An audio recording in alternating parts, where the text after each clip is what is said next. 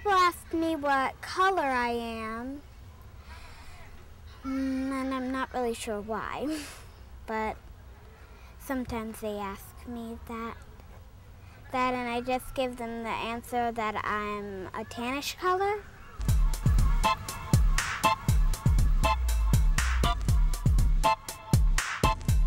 It doesn't matter how a biracial child happens to look. If it looks more black or more white or doesn't look like it have any black in them, we're still our own race and we don't belong to one or the other.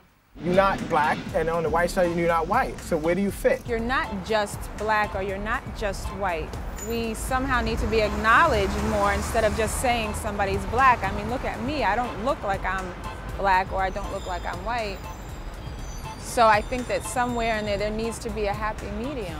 There's really like no way to be black or white. That's the problem, like with being mixed. Like people expect you to be like ghetto or something, but like I don't want ghetto to define black. Nobody really wants to touch the subject of biracial people and the discrimination that they have to face almost every day between the two races. You get criticism from both. You get rejected from both because you're not part 100% of them.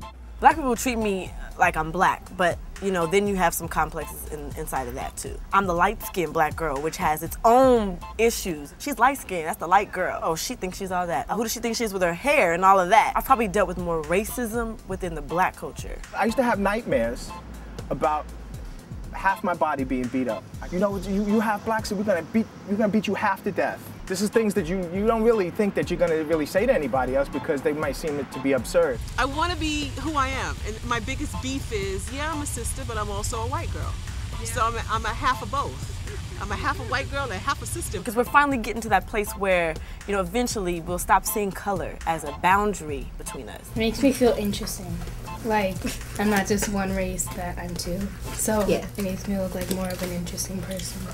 Nobody else can really have an experience of having a foot in each court. That makes you maybe different, unique, but also vulnerable.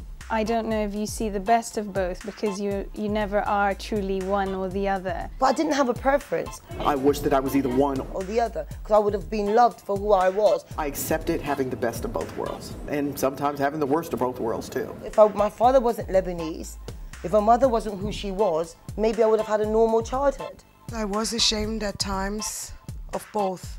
There was a time in my life I didn't want to be German or white. And then there's a time in my life I didn't want to be black. I even changed my last name to an Italian last name. I couldn't identify myself with either or the other. I just wanted to be me. So you try to just go about life as just trying to fit in wherever you can, you know, however you can. I think the tragedy is when you shrug your shoulders when I say there's an identity issue. Sometimes it makes me confused because, like, some people aren't nice to me because I'm not in their race, but I say I'm half of your race. I'm Alicia, I'm 9, I have a white dad and a black mom. A lot of my friends are white. When I'm over at their house, my mom comes. Sometimes it's a little embarrassing because like everyone's white there. Like I don't think racism has ever stopped.